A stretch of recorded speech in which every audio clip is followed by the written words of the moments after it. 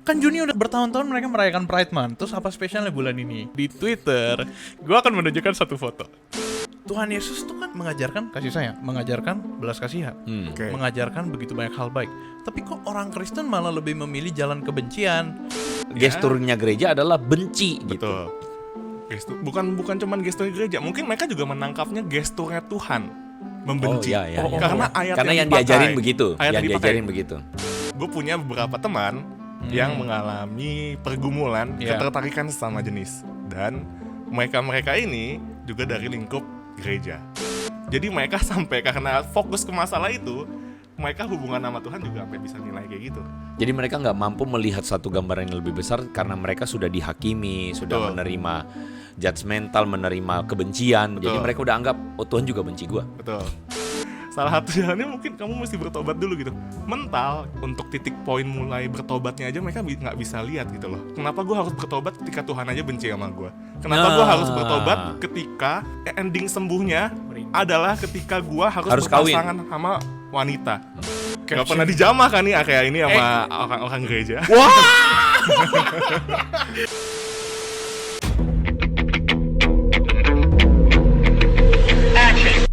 Baca Alkitab di pagi hari.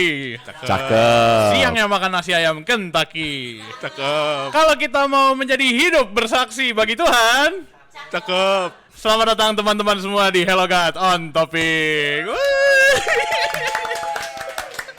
Coba wajah yang senangnya. Mungkin teman-teman gak ada yang tahu, jadi gue menciptakan sebuah pantun untuk opening kita, terinspirasi dari kejadian kemarin-kemarin gitu. Lagi Atas hobi dasar gua. apa? Lagi hobi gue dengerin pantun. Lagi hobi dengerin pantun. Iya, lumayan. Cuma sejujurnya ya, itu puisi tadi terdengar Kristen banget. Iya, Julius. itu dia, itu yang menggambarkan Hello God on Gue Topic. jadi bingung karena apa hubungan bersaksi dengan menonton Hello God? Karena ujung-ujungnya selamat datang di Hello God, Hello God on Topic. Oke. Barang gua Julius, dan di sini hari ini kita ada Hugo dan tentu saja Ko Andre di sini. Buat Hari ini- teman-teman yang nggak tahu, karena Hugo ini sebenarnya sudah pernah muncul di episode kita. Yes, sudah tapi lama jarang sekali. muncul. Karena Hugo lebih sering menghabiskan waktu di belakang layar. Betul, atau enggak di layar yang lain? Di layar yang lain. Di mana Hugo? Layar Di video game. TikTok, bukan. Nonton YouTube, bukan. Bukan, di TikTok. Teman-teman, kalau teman-teman nontonin TikTok Hello God, maka teman-teman akan tahu kalau Hugo isi konten TikToker. kita di TikTok. Silakan dimunculkan Jelek TikToknya. Jelek banget. Tapi tentu saja teman-teman, hari ini ada alasan khusus kenapa Hugo ada. Cuman itu nanti kita bring up-nya nanti aja di Oke. tengah-tengah. Ini penting banget soalnya. BTW, selamat datang di episode 61. Kita akan membahas satu topik yang sangat luar biasa. Berapa lama lu habiskan waktu untuk menghitung ini episode 61? Oh, kemarin. Gara-gara kemarin kita baru bahas. Oh, udah 60. 60 Udah setahun belum sih? Udah setahun. Oh, udah. bro. Oh, yang kemarin ya. Iya, yang Birthday kemarin. Itu ya. Happy birthday itu Hello God on Topic. Kemana saja kamu? 61 episode. Dengan satu topik yang akhirnya kita bicarakan kembali teman-teman. Satu topik yang akhirnya kembali kita bahas. Ini topik ini tidak akan pernah obsolete ya. Gila. Tidak akan pernah. Karena topik ini sebenarnya harus kita bring up cukup sering. Semoga teman-teman tentu saja tidak kok topiknya ini lagi begitu. Karena sebenarnya topik ini tidak akan pernah selesai karena lebih banyak orang di luar sana sedang bertanya-tanya tentang topik ini. Iya. Makanya kita harus sesekali Harus kita sering refresh, diupgrade. harus sering diambil. Oke. BTW ini ada background khusus sebenarnya kenapa kita hari ini pilih topik ini teman-teman. Karena Karena ada sebuah kejadian yang luar biasa di Twitter. kita Sebenarnya kasih panggung buat dia karena dia lagi Semua dia mencari tahu. Tolong perhatikan saya teman-teman semua. Gila, nggak boleh sombong. Jadi lu rasa bangga banget nih lu tahu. Enggak. Gue rasa penuh ucapan syukur. Haleluya. Oke, BTW backgroundnya. Jadi teman-teman di Amerika bulan Juni ini, kita memasuki bulan Juni adalah hashtag Pride Month. Pride Month itu adalah hashtag untuk apa? Kenapa bulan Juni jadi Pride Month? Oh, gue nggak tahu. Lu tahu? Dari dulu kayaknya Juli deh. Maju dikit. Dulu kayaknya Juli, nggak tahu. Oh, dulu Juli. Loh, Juli maju ke Juni. Gimana sih? Gue sih, gue nggak tahu filosofinya ya. Nggak pernah tahu. Cuman gue rasa sih gara-gara dia pertengahan tahun nggak. Jadi kan pertengahan. Ya udah. Kita sama-sama nggak tahu. Kita sama-sama nggak Kalau tahu. ada yang tahu teman-teman tolong boleh ditulis di kolom komentar Yes. kenapa jadi bulan Juni. Kita kebetulan lagi nggak research ya. Hashtag Pride Month. Oke, lalu Pride Month ini adalah hari atau bulan di mana teman-teman LGBTQIA+ merayakan atau mendemonstrasikan aksi hak LGBT. Jadi mereka menyuarakan eksistensi dirinya, Iya, betul. menyatakan eksistensinya, menyuarakan opini mereka di jalanan, Di jalanan. dan diberikan ruang di dunia barat. Kita tahu bahwa diberikan ruang secara luas buat mereka melakukan demonstrasi. Cuman senternya di Amerika. Udah ketemu ya? Iya. Oh, boleh coba dijelasin kenapa di? Jadi itu kenapa di Juni karena ada reference to the Stonewall Uprising, a tipping point in the struggle for equality among people who identify. Oke. Terima kasih jawabannya. Thank you. Agak cukup sulit, agak cukup panjang untuk dicerna ya. Lanjut ya. Coba nanti di pop gitu. Agak cukup panjang benar. Screenshot. Bisa di screenshot. Iya, jadi kenapa apa spesialnya kalau gitu kok?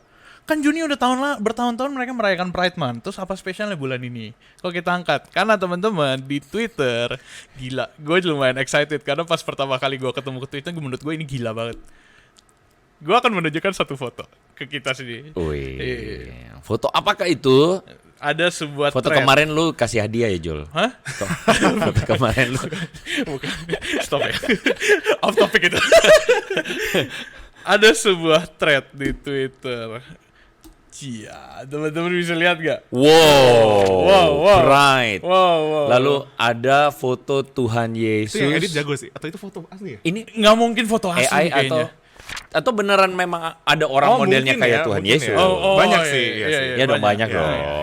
Yang jadi ini ceritanya foto ini mau menunjukkan bahwa seakan-akan Tuhan Yesus menggunakan jubah pelangi. Betul. Sebenarnya nggak cuma Tuhan Yesus. Dia juga ada tokoh yang tapi lain. dari saudara kita di beda server. Oke. Dari Saudara- teman seberang server. Betul, temannya Ko Andre semua. Kita nggak usah ikut campur kalau ini. Jangan Cuci cuci tangan ya Anda. Iya, kita mencuci tangan. Teman- ya pokoknya ada juga. Dia bikin sebuah thread menggambarkan dua agama besar, Kristen dan Muslim. Di Dan mana Islam. dan Islam. Di mana di situ dia menggambarkan ada dua tokoh yang mengajarkan tentang cinta, kasih sayang dan kebaikan, Yaitu yaitu Yesus Dan? Nabi Muhammad. Wow. Tapi kenapa orang-orang Kristen dan orang-orang beragama ini malah tidak mendukung hak LGBTQIA+ di Amerika? Viral lah itu thread di Twitter kan. Teman-teman semua itu dosa dan sebagainya gitu. Teman-teman Kristen juga gila. Kenapa ini kayak gini-gini? Pokoknya banyak deh, teman-teman bisa lihat threadnya di Twitter sendiri ya. Ini sebenarnya ujung-ujungnya promosi. Tapi menurut gua Twitternya lumayan keren. Karena dia benar-benar ngebahas Tuhan Yesus tuh kan mengajarkan kasih sayang. Ya. Mengajarkan belas kasihan. Oke. Mengajarkan begitu banyak hal baik. Tapi kok orang Kristen malah lebih memilih jalan kebencian, jalan membenci, persekusi. mempersekusi. Mungkin bukan Kristen doang ya, Mungkin tetapi bukan juga Kristen. tentu saja kan karena dua agama yang dia angkat itu, yaitu Kristen dan Islam, maka siapa sih yang ngomong? Pride tokens. Pride tokens. Ujung-ujungnya gua rasa sih account-nya. cryptocurrency. Jadi kripto dong. Lebih ke crypto bener nih. Ya, jadi intinya account ini mengatakan bahwa dua tokoh agamanya itu mengajarkan kasih, lalu kenapa dua orang-orang beragama itu Yes. mempersekusi mereka yang menyatakan dirinya LGBT. Makanya kita mengundang gestarnya, ini adminnya hari ini udah. Sebenarnya gue selain kerja HelloGuard, gue juga admin. Apa? LGBT token ya? Apa? Jadi slotnya berapa harganya? Oke, itu tidak ya, itu tidak ya, itu tidak. Kelihatan dari wajahnya itu udah nggak ada potongan ya. Gua jadi nggak enak. Ini wajah ini potongan main NDS. Iya, balik lagi ke Go, topik NDS tadi. game apa Go yang bagus Go? Mario Kart. Mario Kart. Nih. Ya udah cocok. Many have claimed to follow Jesus, the embodiment of love, compassion, and acceptance. But when it comes to LGBTQ rights, some Christians have chosen a path of hate and persecution. Artinya Ya itu tadi yang tadi gue Oh, kirain artinya orang pantun Kristen tadi. banyak lebih memilih jalan untuk Mempersekusi. membenci dan persekusi. Oke, jadi apa yang akan kita bahas ini Koko Julius yang kemarin kasih hadiah? Iya, lu mau lanjutin atau tiba-tiba gue ngomong? Kan gue nanya Oh, ini. Tapi tuh. Tapi artinya berarti dunia barat kan kita tahu nih, konteksnya budayanya mereka udah lebih terbuka kan. Oh iya. Berarti mereka bertahun-tahun selama ini setiap Pride Month permasalahannya selalu sama. Apa tuh? konservatif ngadepin kaum konservatif sama persekusi mereka. Oke. Nah, berarti kalau gue asumsi nih ya, mereka bakal bisa hilang masalah ini Kalau- ketika generasi yang konservatif udah Go home. meninggal. Go home. Meninggoy. Meninggoy. Ya sebenarnya kita juga mau bahas bagian itu, tapi mungkin pertama-tama kita harus lihat dulu. Emang benar kalau ajaran Kristen atau orang-orang Kristen tuh benar-benar menunjukkan kebencian dan persekusi ke teman-te+ LGBTQIA+ itu? Karena selama ini kan yang kita bahas kan seharusnya bukan kayak gitu. Berarti kenyataannya seperti itu dong. Jadi begini dulu, kita mesti disclaimer buat teman-teman yang menonton konten ini. Would be good kalau misalnya kalian menonton episode-episode kita tentang LGBT Yes. yang sebelumnya kita sudah pernah bikin. Ada 1, ya. 2, 3. Udah, ini episode keberapa nih? Kemungkinan 4. 4. Empat ya. Kita ngomongin soal LGBT. Kita cukup banyak ngomong soal ini karena ini juga termasuk keresahan kita juga karena melihat bahwa institusi Kristen jarang ngomongin ini. Yang pertama dianggap tabu, yang kedua pandangannya mungkin bisa kita bilang cukup tidak progresif melihatnya begitu ya. Jadi terlalu terpengaruh dengan kultur gitu. Iya, termasuk di Indonesia. Termasuk di Indonesia, apalagi bukan termasuk. Oh, Apalagi di Indonesia. Jadi will be good buat teman-teman bisa nonton video kita, nanti ditaruh di link aja atau di ini kan ya.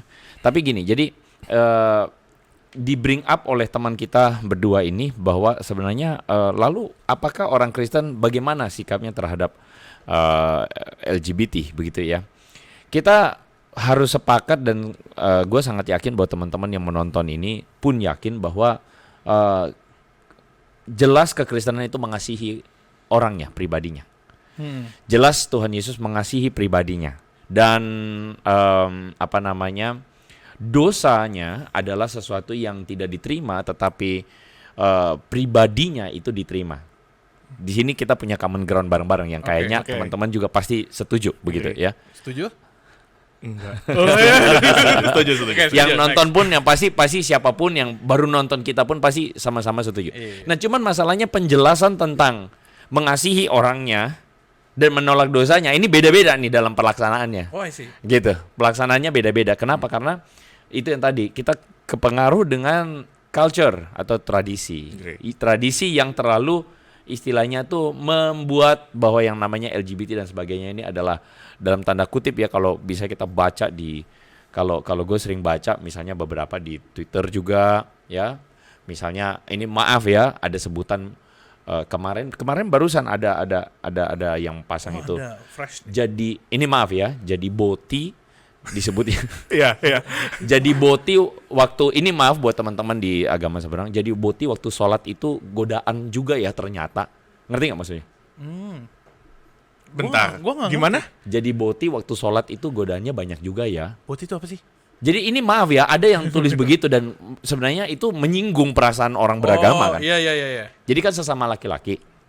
Maaf ya sholat. Waktu sholat lalu kemudian Oke. ya kan? Posisinya. Oh. Itu sih gak sopan sih. Kalau menurut gue itu Iya, gak iya, sopan iya. buat agama seberang juga. Oh iya. Boti itu anyway kita samain dulu ya. Iya samain dulu. Boti itu adalah sebutan buat mereka yang preference kan kalau di mereka sama pasang ini, laki-laki sama laki-laki. Ada yang jadi top, ada yang jadi bottom. Oh my Boti itu tuh goodness. Oh my goodness. Boti itu adalah sebutan untuk yang jadi bottom. Yang untuk jadi role ceweknya lah. Kalau kita ngomongin role, iya, gue sempat Oke. pernah denger ya kalau orang Oke. LGBT. Atau kayak gue gitu. salah nih. Maksudnya mungkin perspektif Ya benarnya. intinya gay ya begitu. Jadi maksudnya dia bilang godaan karena kan menurut culture agama seberang rekan saudara-saudara kita itu kan yang laki-laki sendiri, perempuan sendiri. Ya kan dibedain Betul, kan betul, laki-laki betul. sendiri, perempuan sendiri. Tetapi mereka yang menyukai sesama jenis itu dikumpulin lelaki sama lelaki. Dan di dalam meme itu dia bilang bahwa wah ini godaannya besar juga ya. Wah itu langsung dikomen sama banyak saudara-saudara yang agama seberang. Wah itu langsung maaf ya kata-katanya najis lah, apalah. Wah, ternyata ini kaum seviral itu juga kaum yang dilaknat lah dan sebagainya. Itu respon-responnya.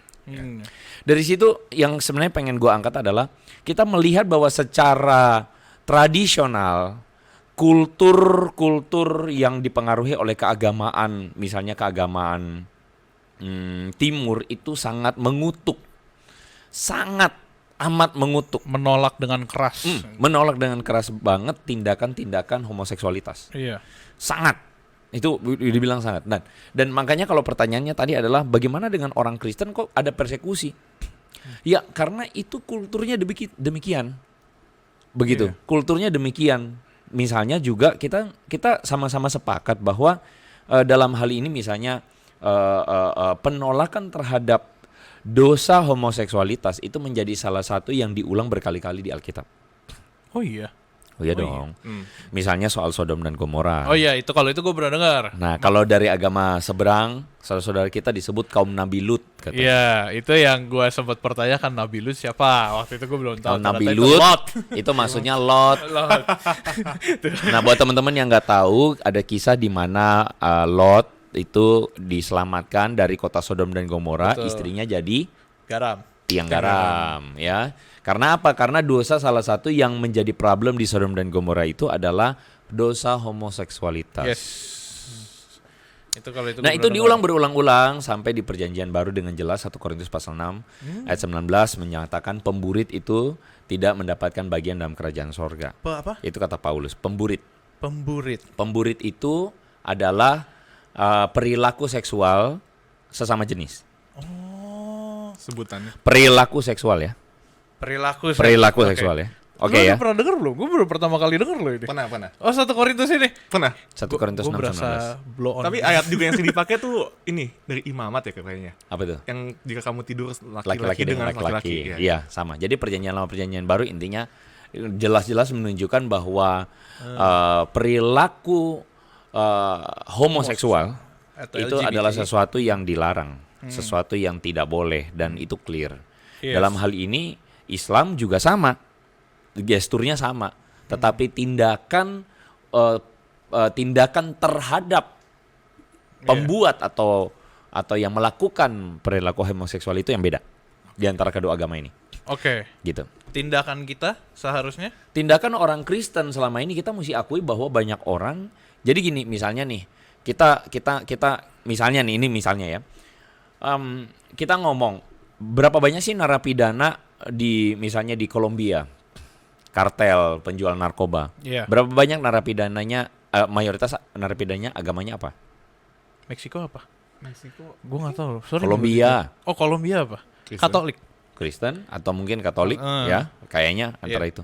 Berarti apakah agamanya mengajarkan Jualan narkoba. jualan atau narkoba? Itu tidak. Tidak kan? Nah, itu kesalahan pikir banyak orang nih yang menggeneralisir gitu loh. Jadi itu pun yang terjadi pada tweet yang tadi yang mengatakan bahwa kekristenan itu kenapa orang Kristen membenci LGBT. Lo sabar dulu, Bambang, gitu. Sabar, Bambang. Anda mesti mikirnya bener dulu gini, bahwa kekristenan tidak pernah mengajarkan untuk membenci LGBT. Orangnya, Iya. Betul. perilakunya yang di against. Tapi sikap kita terhadap orangnya seharusnya bukan persekusi, Bukan kebencian. bukan kebencian. Gini aja deh simple. Ketika satu waktu dihadapkan pada Yesus, seorang perempuan yang berzina, kedapatan berzina. Iya. Lalu para ahli Taurat itu atau orang-orang Yahudi itu mengatakan, menurut hukum Musa kita mesti lempar orang ini. Pakai batu. Lempar batu nih sampai mati. Bukan lempar duit. Loh. Lempar duit sampai kaya. Dosa. Itu mah namanya pelacur. Oh iya. Ya Allah, ya Allah. Lanjut. Iya kan? Menurut hukum Musa harus dilempar. Lo clear loh. Iya. Tetapi apa yang Yesus lakukan? Yesus bilang, barang siapa di antara kamu yang tidak berdosa, kamu lempar duluan. Terus nggak ada yang lempar. Nggak ada yang lempar. Woi, menarik loh. Hebat Tuhan Yesus. Menarik loh. Yesus tidak menjawab mengenai tudingan mereka soal hukum Musa mesti lempar atau enggak. Dia cuma bilang begini aja, oke, di antara kamu yang nggak berdosa lemparin. Dan nggak ada yang melempar ini Batu. perempuan. Karena kalau mereka mengatakan mereka tidak berdosa, ya mereka ya salah juga kan. Jadi mereka ninggalin. Terus kemudian apa yang jadi gestur Yesus terhadap perempuan itu? Yesus bilang begini, aku pun tidak menghukum engkau. Pergilah. Dosamu sudah diampuni. Enggak selesai di situ. Oh belum. Pergilah dan jangan berbuat. Dosa lagi. Ah, gila sih. Iya itu gila sih. Keren gak sih? Itu Maksudnya keren. itu clear menunjukkan bahwa apa yang dituding sama banyak orang, kenapa orang Kristen membenci LGBT itu salah. Begini dulu, Orang oknum Kristennya mungkin ada, tetapi ajaran Kristennya tidak. Jelas-jelas Yesus memperlakukan jiwa manusia itu sebagai manusia. Sebagai jiwa yang berharga. Tuhan konsisten. Jiwa itu berharga di mata Tuhan. Tapi Tuhan Yesus menuntut. Anugerah itu ada buntutnya. Anugerah itu ketika diresponi, harus diresponi dengan Anugerah perubahan, juga. bertobatan dong. Bertobat. Gitu. Dan Yesus mengatakan pergilah dan jangan berbuat Dosa lagi. dosa lagi. Dan jelas berbuat dosa lagi ini bukan ngomong kotor. Oh iya. Bukan Yesus bilang pergilah dan jangan ngomong anjing lagi misalnya. Iya tentu saja gitu. Tapi gue suka loh, keren. Suka ya gue addressnya ya. Enggak ya, iya. Suka ya? Gue suka cara lu hari ini juga bersemangat gitu-gitu. Apalagi pas tadi Tuhan Yesus cerita, gue jadi kepikiran kalau misalkan itu zaman sekarang, orangnya bukan ngejatuhin batunya, Tuhan Yesusnya dilempar pakai batu kalau orang zaman sekarang ya. Bisa. Ya cuma kan itu cuma bercandaan ya, siapa tahu. Tapi BTW gue mau ini kok move on. Jadi bentar, gue clear dulu nih ya, bahwa Tuhan Yesus menerima orangnya, tetapi dengan clear dan jelas mengatakan bahwa, hey, ada satu kehidupan yang harus kamu hargai, karena aku menghargainya. Yesus tidak menghukumnya. Aku menghargai kehidupanmu dan kamu harus menghargai kehidupanmu juga. Dengan cara apa? Jangan berbuat dosa lagi. Jangan lagi hidup di dosa yang sama. So, untuk dosa perzinahan yang terlalu, kita bilang perzinahan itu really graphical, sangat-sangat, wah ini sih harus dirajam batu, ini sih jahat banget, iya kan? Bukankah kita juga, selfly to say, kita bisa berani bilang bahwa bagaimana juga dengan mereka yang struggle with LGBT, right? Gitu. Maka mereka pun adalah orang-orang yang bergumul dengan LGBT ini adalah orang-orang yang layak mendapatkan kasih karunia Tuhan. Iya. Nah, cuma nanti kita bikin clarity-nya. Loh, kalau begitu kita bolehin dong LGBT. Nah, itu lain cerita. Okay. Lanjutkan. Oke, setelah itu nanti kita bahas nih. Sebenarnya gue mau masuk ke kenapa Hugo hari ini bersama dengan kita. Kenapa sih gue di sini? Yeay. buat rame, abisnya penonton mulai bosan, kita berdua doang. Jadi hari ini kita mendatangkan orang ketiga. Apakah karena Hugo suka main Mario Kart? Kan tadi gue jualan apa? Pride token. Oh ini mau promosi? Iya, mau promosi, Biar guys. kita bisa pakai buat Kalian pernah player mikir nggak kenapa Mario Kart itu Mario dan Luigi? LGBT. Mario dan Luigi adik kakak nggak? Oh iya, adik kakak. Di film Beneran adik kakak? Di filmnya yang paling baru, New, yang di bioskop belakangan keluar, dia adik kakak. Oh, adik kakak. Bukan LGBT. Nanti orang-orang mulai salah Konspirasi. paham. Nanti Konspirasi. judul video kita adalah Luigi dan Mario. Awas LGBT menyerang. Bukan. Jadi teman-teman, kenapa Hugo hari ini datang karena selama ini dia tuh punya satu pelayanan khusus kok. Satu punya concern khusus kepada Hugo, Keren banget gue. Hugo, Iya dong. kamu double agent. Sejak kapan Hugo? Oh iya, satu di Hello Guys, Lawannya di satu di YouVersion gitu. Anda kenapa menyebut itu? Oh iya, karena kan itu sama-sama rekan Sudah, pelayanan. ya, sudah. Sudah. Dia Petrus, kita Paulus. Ya, BTW balik lagi. Tadi Hugo tuh punya satu pelayanan khusus ke teman-teman yang menderita atau struggle, bukan menderita, kita nggak boleh pakai menderita. Maafin struggle. Julius teman-teman. Struggle dengan Ya. LGBT. Mungkin lo mau menceritakan atau kasus Kita kasih sedikit define dulu ya. Apa maksudnya struggle with LGBT? Ya, teman-teman jangan berpikir struggle with LGBT itu berarti si LGBT. Dia pasti LGBT. Oh iya. Itu tolong diberikan garis pemisah. Iya. Struggle with LGBT mungkin Hugo deh boleh bisa Oke, ngobrol. oke. Wih, guest star kita nih, Pride Tokens. Iya, kita ada Hai penonton. Anda betul, penonton di belakang layar, Hugo menyapa Anda. Oke. Sorry. Gue masih tadi lanjutin dari omongan Konri. Berarti tadi tuh lebih ke memanusiakan manusianya seperti yang Tuhan lakukan berarti kan ya. Yes. Oke. Jadi teman-teman, gue itu bukan pelayanan khusus ya. Ya mungkin disebut pelayanan khusus juga. Karena mungkin gue Beban pribadi juga. Ya beban pribadi juga ya. Karena mungkin gue gue punya beberapa teman yang mengalami pergumulan ketertarikan sesama jenis. Dan mereka ini juga dari lingkup gereja. Oh, Oke. I see. Jadi Ini mereka menarik. Ternyata ada di komunitas Di gereja. komunitas gereja juga. Jadi dekat kan tuh dengan kita. Tapi mereka dari dulu sampai sekarang nggak pernah punya ruang aman untuk mereka berbagi pergumulan itu. Jadi mereka didoktrin dengan kekristenan yang dan kita tahu culture segala macam, calon penghuni neraka segala macam, sebutannya apapun itu. Tapi mereka sendiri juga nggak pernah punya tempat untuk cerita, memvalidasi mereka perasaan mereka. Tapi at the same time align sama kekristenannya itu gimana. Jadi mereka nggak punya. Jadi kayak nggak nyambung aja gitu. Jadi nggak loh. nyambung gitu.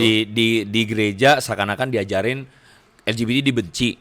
Lo sedangkan gua nih mengalami itu. Terus Betul. gimana dong? Kayaknya gua pengen tetap ada di gereja tapi gesturnya gereja adalah benci gitu. Betul. Gestur bukan cuman gestur gereja, mungkin mereka juga menangkapnya gesturnya Tuhan membenci. Karena ayat Karena yang dipakai, diajarin begitu, ayat yang dipakai. diajarin begitu. Yang tadi Sodom dan Gomora, yang jika kamu tidur laki-laki dengan laki-laki kamu akan binasa segala macam. Jadi mereka juga melihat gesturnya Tuhan adalah membenci mereka. Oh, kesannya Alkitab tuh kok gini banget ke Iya. gue ya gitu. Boleh ngobrol lebih lanjut gak?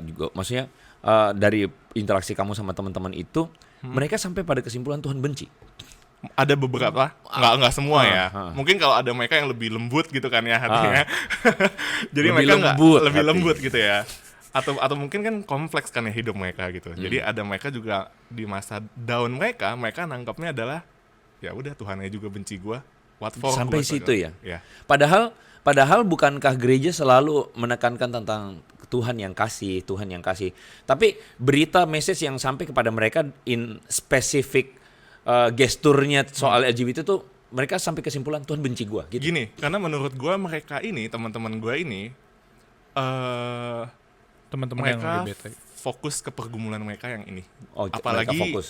Iya. bukan cuma fokus ya. Kalau orang dengar itu di highlight banget. Jadi mereka ngedefine diri mereka sesuai struggle mereka itu. Oke. Karena orang-orang sekitar juga, wah lu parah banget. Itu jadi kayak suatu hal yang besar banget, parah banget. Sampai mereka juga kayak, iya ini parah banget. Gua nih parah ya. Iya ini Gua tuh nih parah banget. Jadi mereka sampai karena fokus ke masalah itu, mereka hubungan sama Tuhan juga sampai bisa nilai kayak gitu. Jadi mereka nggak mampu melihat satu gambaran yang lebih besar karena mereka sudah dihakimi, sudah Betul. menerima judgmental, menerima kebencian. Betul. Jadi mereka udah anggap, oh Tuhan juga benci gua. Betul. Nah gini, gue juga pernah iseng buka app dating untuk app dating yang untuk ketertarikan sama jenis ya, untuk yang gay, Oh, itu ada? LGBT. Ada. Oh itu ada. Boleh spill gak? Nggak usah, Gak usah. Untuk riset. Untuk riset. Nggak. tidak usah. Iya, iya. Pakai Hey, spill. Anda jangan mencari. Sebenarnya nggak bisa dilarang juga sih ya. Iya, Tapi iya. ya oke lah lanjut. Nggak, tapi maksudnya temen lu yang punya app dating terus lu tahu gitu. Jadi Gara-gara karena dia. gue ngobrol cerita-cerita, mereka cerita, oh ya gue pernah cari pacar dari sini. Oh keren. Gitu kan. Oh, Jadi gue iya, iya, iya. buka Gua baru tuh. tahu, gitu. Gue buka, ya emang itu sarangnya untuk orang yang Memang mau horny aja sih, maaf ya. Horny aja horny. sih. Nah. Sorry. Tapi ada juga, jadi karena Ya, wawasannya aman, luas aman, gitu aman, ya, aman. mereka jadi Aman-aman. ada juga aplikasi yang kayak mereka bener-bener cari namanya LTR, long term relationship. Oh. Jadi ada mereka yang cari long term relationship, mereka bener-bener mau pacaran sampai married. Emang goalsnya kayak gitu. Goalsnya mereka cari pacar kayak layaknya cowok cari cewek di benar-benar dating. cari pasangan hidup lah intinya. Kayak di Tinder apapun, tapi ini konteksnya untuk LGBT gitu ya. Iya. Nah, terus gue iseng pasang di bio gue. Boy. Apa? When there's a confusion between faith and homosexuality, let's become spiritual healing friends. Gue pasang itu. Pas gue Kok pasang dalam itu, sekali. Gue dengernya Tidak tertegur menyangka langsung ya. loh. Itu Tidak menyangka ya, ada seorang yang teolog deep banget ini. di gak pernah dijamah kan nih kayak ini sama orang-orang gereja. boleh, bagus. Ya. Dan itu langsung match-nya banyak banget. Langsung match-nya banyak banget. Banyak. Dan jadi karena gue udah auto filter kan, biasa mereka di bio itu banyaknya pasangnya kan kayak aku carinya untuk fun atau Oh. FWB atau apapun Oh, itu, iya. untuk carinya ke arah sana. Tapi ketika gue udah auto filter di sana, mereka yang nyari udah tahu nih konteksnya, bakal pembicaraannya topik mereka punya pergumulan. Jadi gue sering kali tuh nanya, gimana lu udah bisa menerima diri lu belum sejauh ini? Itu pertanyaan paling dasarnya lah gitu. Iya. Untuk mereka bisa cerita lebih jauh. Iya, tapi kalau gue jadi mereka, gue pertama bakal merasa tertipu juga sih. Oh ternyata lu gak mengalami pergumulan yang sama kayak gue ya.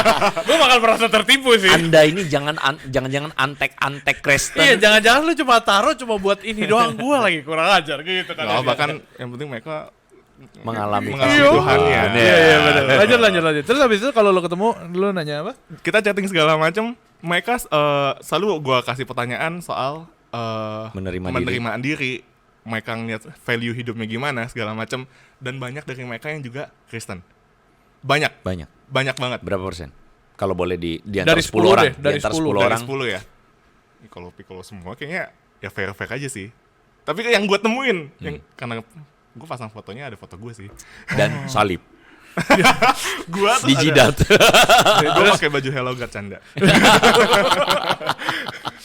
Iya. Terus. Terus jadi ketika gue kasih pertanyaan-pertanyaan kayak gitu, banyak dari mereka pandangannya yang keliru juga nih kok. Mereka Kristen, mereka tahu di Kristen nggak boleh, tapi mereka juga banyak memilih. Tapi kan gue juga mau happy. Ya.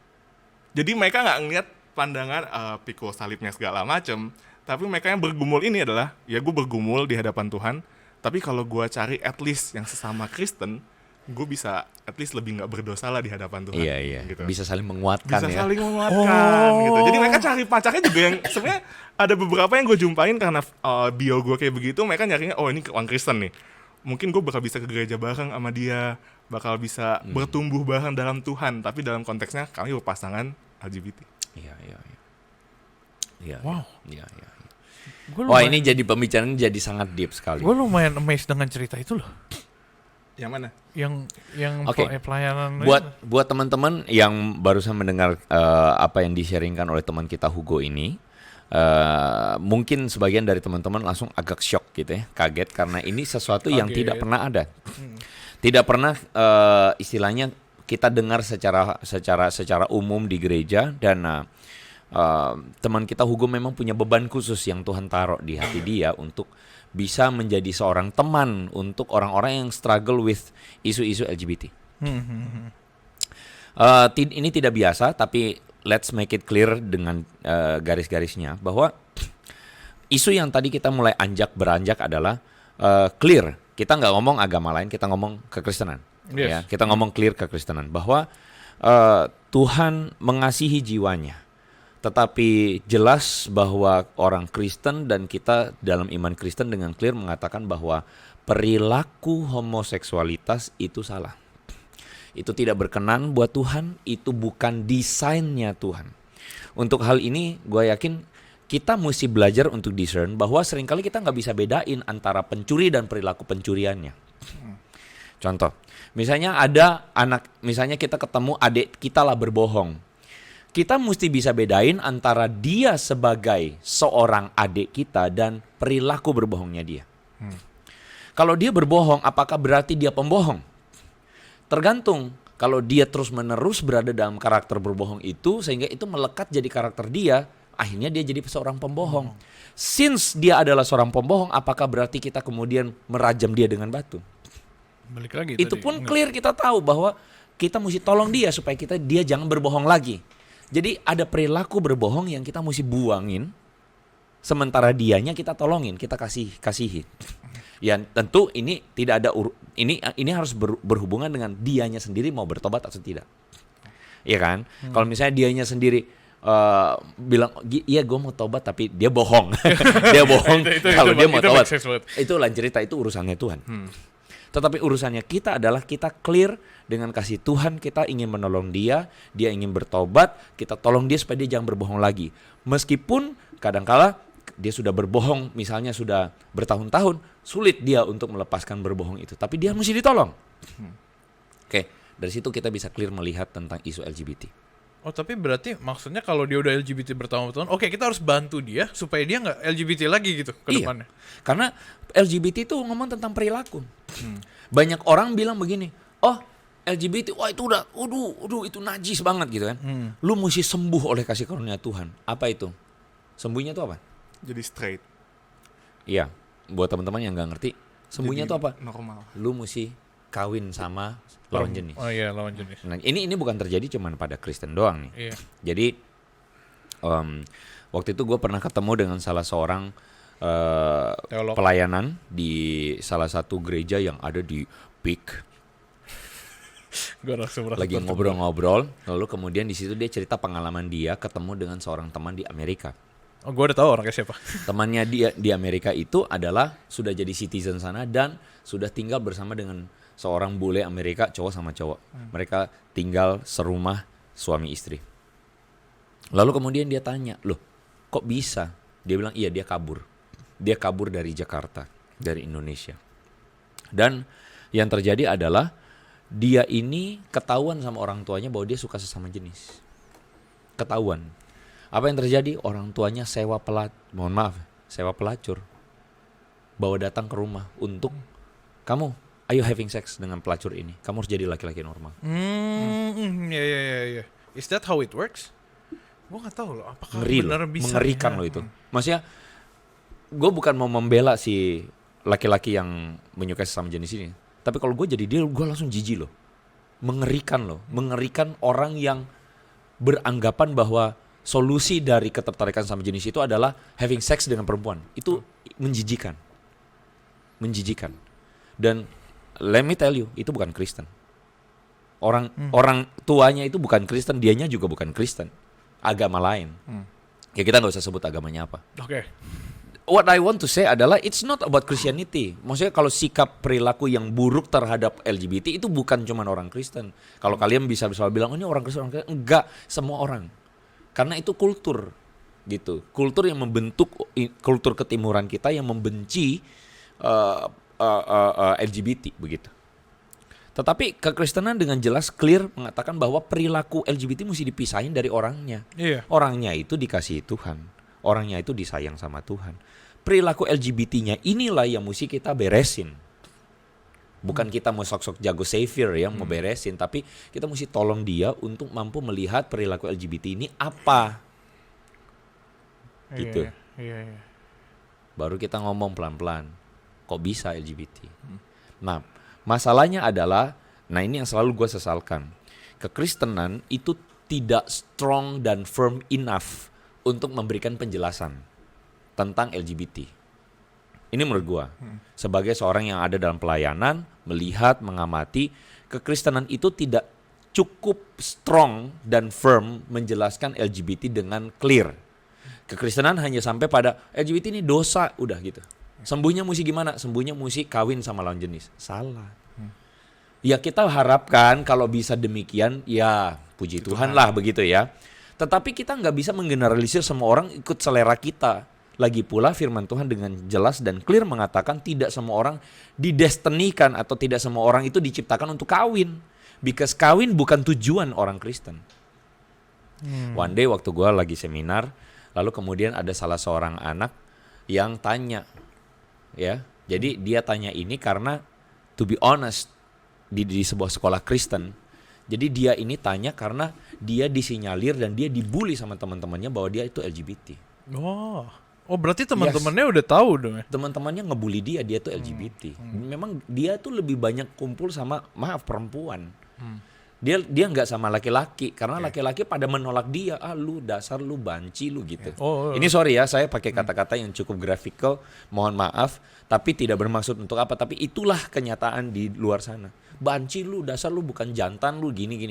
Jadi dia itu lebih dekat sama teman-teman perempuannya dia. Iya. Dia nanya, "Sir, bukankah kita itu diciptakan untuk beranak cucu dan penuhilah bumi?" Iya. Kejadian pasal 1 ayat 26. Ya. Gue baru mau sebut tuh. Iya. Iya. Nah, Gitu. jujur ya, waktu gue dengar pertanyaan itu kayak, oh wow.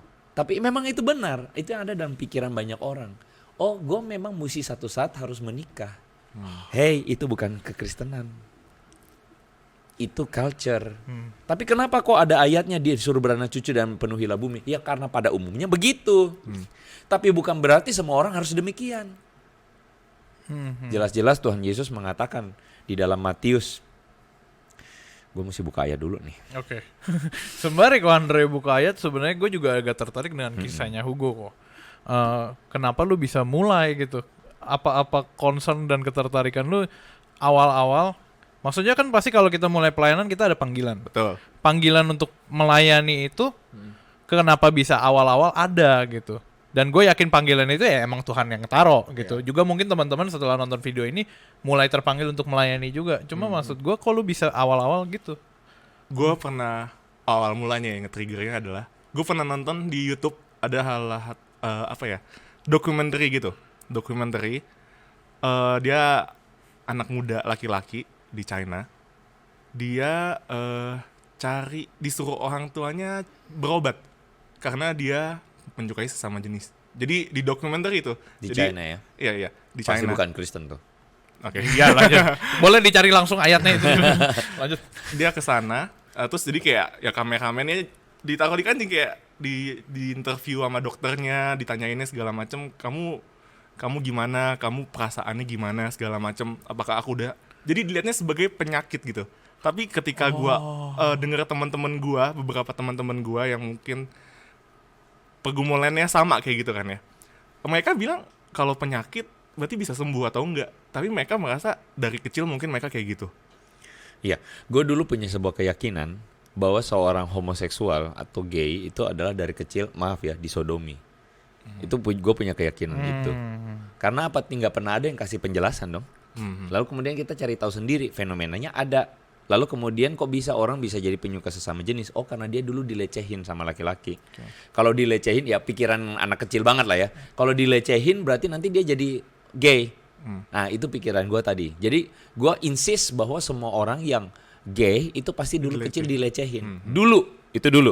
Ya, sampai akhirnya gue terbuka untuk kemungkinan bahwa it's too kompleks. Psikologi manusia itu kompleks. Pasti ada penyebabnya, yes. Tetapi tidak perlu sampai harus dilecehin dulu baru jadi seorang yang mengalami ketertarikan sama jenis. Bisa jadi ada faktor-faktor lain yang membuat dia akhirnya mengalami ketertarikan sama jenis. Lanjutkan. Ya kalau dia udah nggak mau lanjutin ya nggak masalah. tapi Ya maksudnya kan dianggap penyakit kan? Kan Iya, ada iya. teman-teman yang bilang bahwa sebenarnya ini gue dari kecil udah begini. iya, mereka dari kecil ngerasa pas kecil gue udah sukanya sama cowok gede kayak gitu segala macem. Terus banyak juga dari mereka yang ngerasa daddy issue ya, nggak punya kehadiran papa di rumah. Atau juga mungkin mami issue, nggak punya sosok mama, jadi mungkin mereka lesbi.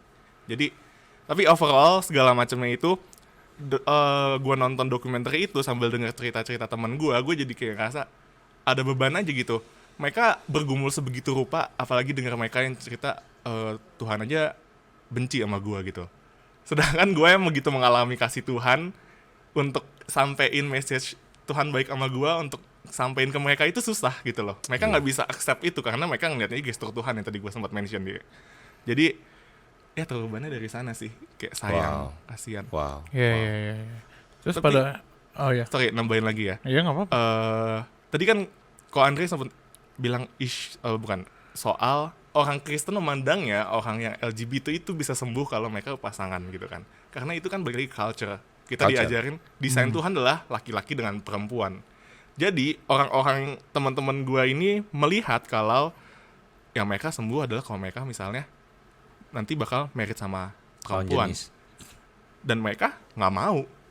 Mereka ngelihat, jadi gue nggak bakal bisa sembuh dan selama-selamanya seperti ini gitu. Dan kalau misalnya ngomong soal bertobat, gue pernah ngomong kan di chat updating gitu, salah satu jalannya mungkin kamu mesti bertobat dulu gitu, mental, karena mereka nggak, untuk titik poin mulai bertobatnya aja mereka nggak bisa lihat gitu loh. Kenapa gue harus bertobat ketika Tuhan aja benci sama gue? Kenapa gue harus bertobat ketika ending sembuhnya adalah ketika gue harus berpasangan sama wanita? Gimana mereka udah terlalu banyak titik untuk mereka menyerah duluan gitu. Oh my goodness. Dan gue pernah baca bukunya gitu, jadi soal gereja dengan homoseksualitas gitu. Buku ini bilang bukan bertobat emang salah satu buahnya dari itu, tapi mereka mesti dikasih paham dulu nih di awal-awal gimana mereka ngeliat diri mereka di hadapan Tuhan. Mereka itu desain di hadapan Tuhan gimana. Salah satu kutipan yang waktu itu gue, ini bisa jadi jawaban yang keren banget nih, bilang Tuhan itu nggak pernah bilang karena aku straight maka kamu straight, tapi Tuhan itu bilang adalah for I am holy, karena aku kudus, kuduslah kamu. Keren Jadi sih. cara kamu lihat untuk aku bergumul soal seksualitasku, soal ketertarikanku lebih ke arah laki-laki atau perempuan atau biseksual atau apapun itu, kalau kamu lihat balik lagi ke Tuhan nggak pernah bilang aku straight jadi kamu mesti straight. Aku Aku apa? Apalagi Ya, sih? apa- Ya, itulah. Kayaknya cuma straight doang kan? Iya, cuma straight. Tapi for I am holy, karena aku kudus, maka kamu juga kudus. Wow. Jadi itu titik start pointnya itu adalah bukan dari bertobat dulu, bertobat emang buahnya, tapi kalian juga mesti lihat titik awal kalian lihat diri kalian di hadapan Tuhan tuh seperti apa gitu. Cakep. Itu kayak pantun gua tadi ya. Nah, tuh kan ada yang nyaut. Ko Andre tuh barusan udah siap-siap mau komentar gitu, udah mulai tiba-tiba cakep gitu. Gue juga sedih nih. Gue juga gak terharu. Iya, jadi gini, gue dalam pelayanan tentang isu tentang LGBT dan sebagainya, gue selalu punya 2 penekanan message. Message-nya sama tapi penekanannya berbeda. Kepada mereka yang struggle with LGBT dan kepada mereka kaum yang kaum, apakah layak pakai kata ini, kaum konservatif, ya, kaum konservatif di gereja.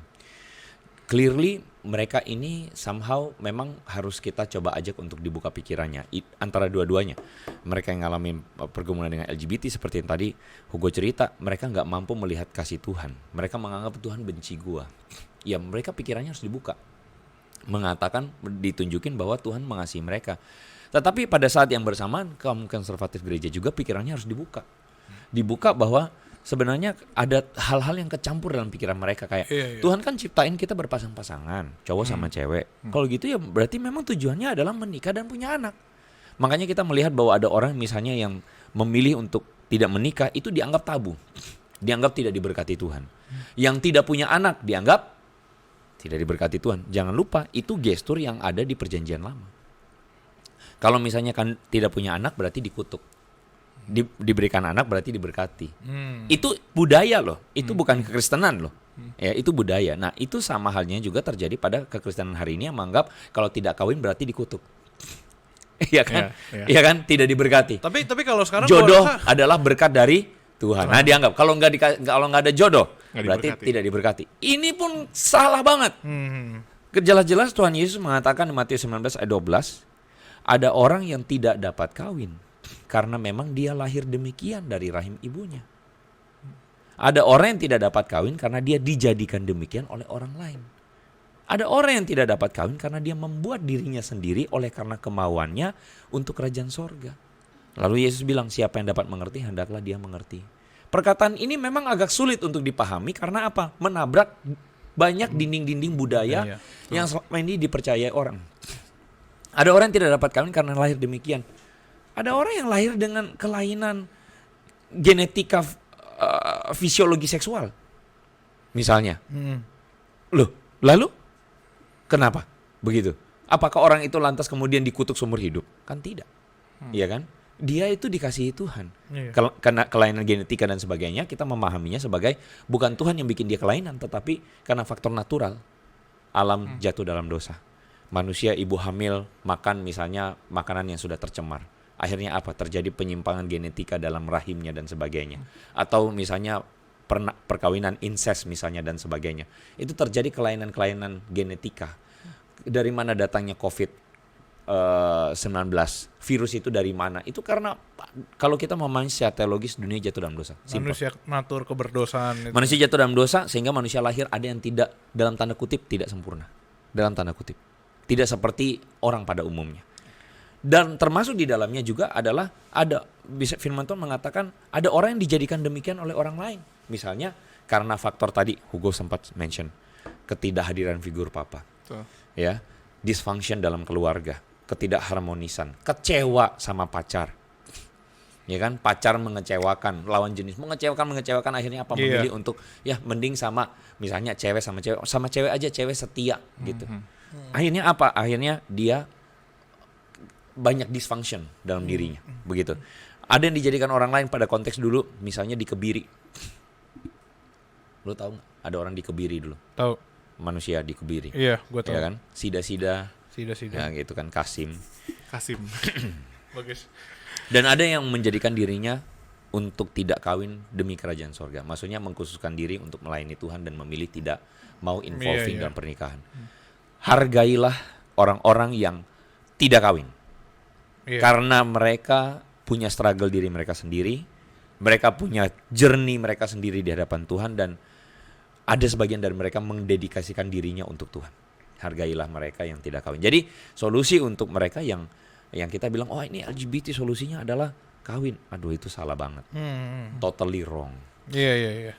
Ini sebenarnya BTW kita udah jalan cukup lama nih. Dari pembicaraan ini gue bisa nangkep banyak. Kita bisa ngomongin tentang isu, kita bisa ngomongin kenapa LGBT ada, kita bisa ngomongin kenapa banyak orang ataupun budaya tuh menolak perilaku LGBT, sedangkan yang kita tahu Tuhan mengajarkan kita nggak menolak orangnya, kita menolak perilakunya.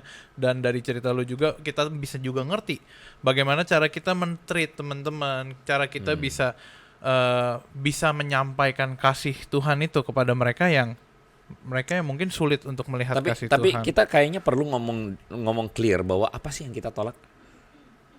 Iya nggak sih? Kita perlu ngomong nggak sih itu? Apa sih yang kita tolak? Iya, apa yang kita tolak ya? Menurut lu gimana, Go? Apa yang kita tolak?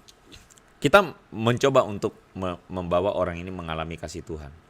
Tuhan mengasihi mereka terlepas dari banyak faktor yang terjadi, struggle up and down yang mereka alamin, luka yang mereka alamin, sampai akhirnya membuat mereka tidak bisa tertarik dengan lawan jenis, let's say. Kita belum sampai pada isu transgender, tapi kita sempitkan aja pada homoseksualitas. Oke. Terus apa yang ditolak kalau gitu? Yang ditolak orang-orang dari Enggak, yang kita mesti tolak. Yang kekristenan tolak itu apa? Kan dosanya kan dianggap perilaku homoseksualitasnya. Perilaku apa yang kita tolak? Apa maksudnya perilaku yang ditolak itu? Gue sebenarnya ada jawaban juga kayaknya. Apa? Kayak misalkan tiba-tiba gue gini gitu kan. Itu kan maksud gue perilaku yang kayak satu nggak membuat orang lain nyaman. Nggak tahu itu jawabannya benar atau nggak? Kayaknya muka ini nanti dijadiin ini deh. Iya, screenshot bisa deh sama dijadiin Adin. thumbnail. Dijadiin keren. thumbnail deh ini muka ini. Udah 50 minutes, jadi mendingan lu segera jawab. Jawaban gue nggak bagus. Maksudnya itu perilaku yang ditolak itu adalah Kan orang bertanya nih sekarang, oke kita kasih orangnya. Kalau gitu yang ditolak apanya kok? Kan orangnya LGBT. Nah, kan kadang itu sekali lagi masih ada orang yang tidak mampu untuk melihat, ya, tidak mampu untuk melihat. Jadi sekali lagi kan kita pakai contoh pembohong yang kita tolak perilaku bohongnya. Kita tolong supaya dia jangan lagi berbohong, gitu kan? Tapi orangnya kita kasihi. Nah sekarang kalau LGBT gimana? Yang kita tolak apanya? Yang kita terima kan orangnya. Yang kita tolak adalah perilaku menyukai sesama jenisnya itu. Perilaku menyukai sesama jenis. Bisa nggak, Go? Bisa ditolak. Bisa nggak? Maksudnya orang itu bisa misahin itu nggak? Misahin perilaku itu nggak dari dalam dirinya?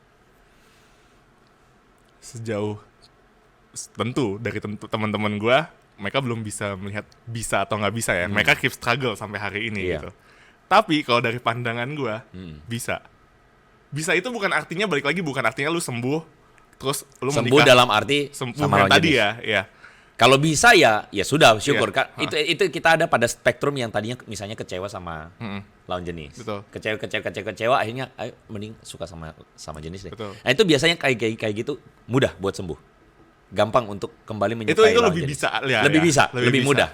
Karena mereka dari awalnya juga mereka kan lebih normal, tapi karena ada pengalaman yang bikin mereka kecewa karena Ya, itu. oke. Tapi kalau Lanjutkan. mereka yang dari kecil nih konteksnya, misalnya mereka dari kecil merasa seperti demikian, salah satu caranya yang pernah gue baca di buku adalah yang tadi gue mention, lu lihat siapa dulu, lu di hadapan Allah dan apa itu kekudusan sih buat lu gitu. Kekudusan itu apa? Dan ketika lu mengerti, lu baru ngerti gue bisa atau enggak untuk bukan menghilangkan ya. Kalau teman-teman yang lain kalau ngilangin kan jadi mati rasa gitu ya. Sedangkan naturalnya kita manusia bakal kita Punya rasa. bakal punya rasa gitu. Bukan menghilangkan, tapi mengendalikan ya. Oke, dalam bahasa lu berarti misalnya ada temen nih yang tanya sama lu nih, Go. Kok kalau gitu gua mau meninggalkan dosa LGBT. Prakteknya apa kok? Hidup kudus itu apa kalau gitu menurut lu? Mati buat diri lu setiap hari. Pikul salib. Apa artinya mati buat diri lu sendiri? Kayak misalnya lu tahu, lu tertarik sama jenis gitu ya. Lu latihan untuk apa ya? Latihan untuk misal lu ke-trigger lu tertarik sama jenis karena lu main media sosial misal. Ya lu unfollow lah ya, account yang nge-trigger lu untuk makin ke-trigger lu. Nah, ini nih yang kita butuhkan nih, clear gitu. Apalagi? Baca buku rohani. Gua rasa sih satu. Boleh nambahin nggak? Nonton konten Hello God. Gua baru mau Lihat masuk. TikToknya. Gua baru mau masuk. Download aplikasinya. Download aplikasinya. Chatting di sana. Chatting di sana. Oh, Dan sama itu. ini mungkin.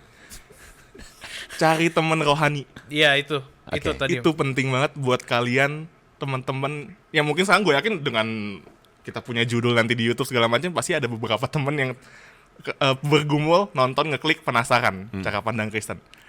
Tipsnya cari teman rohani Iya. yang bisa nerima dan doain. Teman doa itu penting. Iya. Yes. Karena itu perjuangan kalian hari demi hari untuk ngelawan keinginan itu. Ya. Jadi mungkin sebagai ini mungkin kalau bisa di sum up adalah menjadi kudus. Gua rasa teman-teman ngerti maksudnya. Karena kita kalau dari background Kristen udah ngerti lah maksudnya kudus itu artinya kita meninggalkan dosa-dosanya, perilaku seksualnya. Perilaku seks. Terus kemudian ada yang mengatakan begini, tapi boleh dong kalau gitu gue punya teman cowok juga. Ya pada akhirnya lu bener-bener harus hati-hati. Iya. Dan teman cowok lu juga adalah kalau bisa memang teman cowok yang memang Mengerti. bisa tahu batasnya. Kalau bisa sih jangan sama-sama bergumul kalau bisa. Iya. Karena biasanya itu akan bahaya sih. Iya nggak sih? Bisa Lu cukup. mencobai diri lu sendiri. Iya gitu. cukup bahaya kan. Iya. Nah tapi lu punya teman yang juga tahu batas, yang bisa ini dan kalian. Jadi gini, artikulasi kasih itu tidak selalu berakhir pada seks. Please. Artikulasi kasih itu tidak boleh berakhir pada seks karena kalau kita ngomong dalam cinta dalam Yunani itu kan ada namanya eros, ada storge, ada philia, ada Agape. Wedding organizer. Next. Iya masih ya. Iya kan? Jadi artikulasi kalau dalam itu Socrates atau si Aristoteles. Dia bilang begini, kasih itu harus kasih persaudaraan. Kasih yang sifatnya clear, tulus. Kasih itu harus kasih yang sifatnya itu tidak ada ujung-ujungnya hawa nafsu lu gitu. Nah, cuman yang menjadi masalah adalah kita tuh berpikir bahwa LGBT semuanya pikirannya tuh nafsu. Enggak loh. Enggak juga. Ada sebagian dari mereka tuh benar-benar orangnya tuh baik dan tidak harus selalu bawa kemana-mana ujung-ujungnya mau seks gitu. Enggak kok. Nah jadi memang buat teman-teman yang memang struggle ya pastikan kamu bisa menguasai dirimu juga dalam hal itu. Amen. It's Mau been ngomong apa tadi? Enggak, gue mau ngomong kalau ini udah 55 menit ini cukup panjang dan teman-teman gue rasa Wow sudah panjang. sudah saudara. panjang sekali. Ini untuk pertama kalinya udah mau habis semua nih ya. Pasti kode dari Adi kan. Enggak, udah dari tadi Udah kodenya. katakan, udah. Gue udah nunggu diam di sini. Gue masih dengerin lu berdua dari tadi. Gue rasa ini emang satu topik yang nggak ada habisnya. Yes. Dan pasti ke depan mungkin suatu saat kita akan bahas lagi. Tapi dari episode hari ini gue yakin teman-teman pasti mendapatkan sesuatu. Yes. Apalagi teman-teman kita tahu isu yang tadi kita angkat itu adalah isu-isu yang tanda kutip marketing dari dunia sana, tapi kita rasa emang ini isu yang kita tahu exist di Indonesia saat ini dan kita concern untuk hal itu. Juga untuk teman-teman yang mungkin saat ini sedang bergumul, teman-teman yang nggak tahu cara memberikan sikap yang baik kepada mereka yang bergumul, semoga ini bisa menjadi berkat lah dari tadi apa yang udah Ko Andre dan Hugo sampaikan. Download Hellogatnya. Ya ini gue baru mau ngomong. Ya makanya teman-teman kalau boleh kita juga minta tolong untuk dukung pelayanan HelloGat, download aplikasinya di HelloGat. Mungkin teman-teman bisa mendoakan dan juga didoakan oleh teman-teman. Mungkin teman-teman bingung mau ngomong ke siapa, teman-teman bisa ngomong ke sini dan akan ada orang-orang yang mendoakan. Yes. Dan juga follow untuk sosial media kita ada di Instagram, TikTok, YouTube. Teman-teman juga bisa nonton episode ini di Spotify. Thank you untuk Andre for today. Thank you untuk Hugo especially. Dan juga teman-teman semua yang sudah menonton untuk sharing-sharingnya. Dan semoga teman-teman menjadi berkat untuk teman-teman semua. Cakep! Thank you for watching HelloGat on Topic, where HelloGat will always be on topic. God bless you teman-teman semua. Stay connected with HelloGat.